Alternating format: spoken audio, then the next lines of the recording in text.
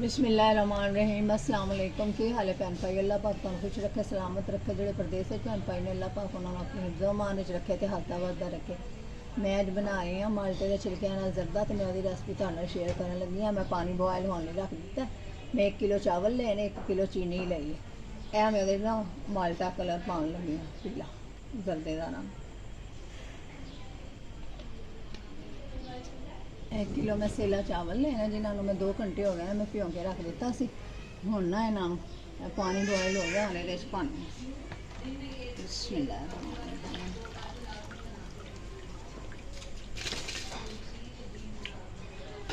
चावल हूँ ना पा दिते हैं, सारे बॉयल होने वास्ते रख दिते हैं। हम जो एक कनी रह जाएगी ना इन्होंने चावलों फिर असी पलटा लाँगे। बॉयल हो गया ना, हम इन्होंने पलट लैने घ्यो गर्म कर लिया। 1 पाइया घ्यो मैं लिया। मैं इलायचियाँ 4 जन इलायचियाँ कड़कड़ा के ना फिर ये ना चीनी पावांगे।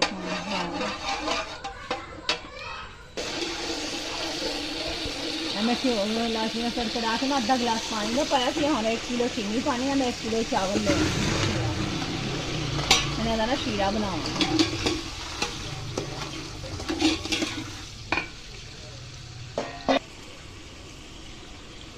बादाम लेने मैं, खोपरा, किशमिश,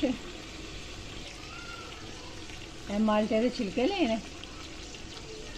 हम ना छिलके शीरे के विच ही पा दिया क्योंकि अभी मिठे हो जाएंगे। नाल किसी भी इस तरह का जर्दा बना के ट्राई करना, बहुत अच्छा बनता है मज़े का। छिलकियाँ नाल ना बहुत लजीज लगते हैं चावल। ये तो मैं सारे चावल ना ये पा दिया। बिस्मिल्लाह।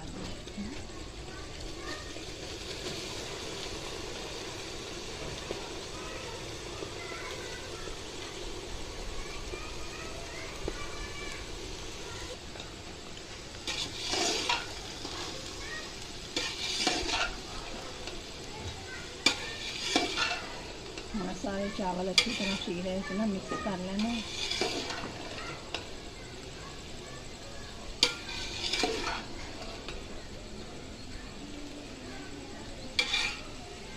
इन्हों ना पानी खुश्क कर लेंगे अच्छी तरह।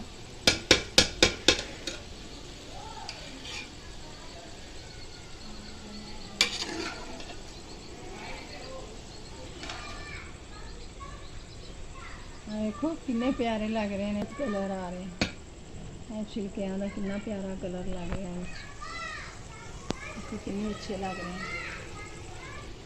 हम पानी खुश्क हो गया, हम चावलों में दम देना। दम देने तो पहले ना मैं इन्हें चीज़ां पा लाँगी, नट्स वगैरह, बादाम थोड़े को ना मैं गार्निश वास्ते रखांगी ऊपर खाने लिए।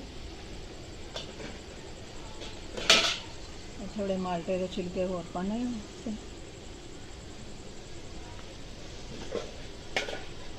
तो मैं सारा ही पा गई आएंगी क्योंकि ऊपर गार्निश करने लिए बहुत मोटा तो किशमिश जड़ी है भी थोड़ी पा लिया, थोड़ी गार्निश लिए रखा। हम चावलों ना दम दे देंगे। पानी ड्राई हो गया इन्हों को, बस इन्होंने दम दे देंगे। देखो माशाल्लाह साड़ा जरदा कितना खूबसूरत लग रहा है। तैयार हो गया जरदा चावल माल्टे के छिलकियां वाले। तुसी भी इस तरह बनाना, माल्टे के छिलकियां हुण ज़ाया नहीं करना। हुण तो गर्मियां का मौसम है, तो सर्दियां जो माल्टे खाओ माल्टे के छिलके रख लेना, उन्होंने बरीक बरीक कट के तो जो चावल बनाने होन उन्हें तुसी सुका के उन्होंने तो खुश्क करके तो इस्तेमाल कर सकते हो। बहुत अच्छे लगते हैं।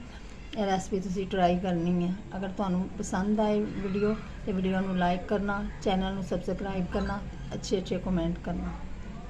यह बहुत लजीज तो मज़ेदार जरदा बनता है। माल्टे के छिलकियां वाला जरदा कितना प्यारा लग रहा है, देखो कितना खूबसूरत बने, बहुत टेस्टी। हम मैनू इजाज़त दो, फिर मिलेंगे अगली वीडियो। अल्लाह हाफिज़।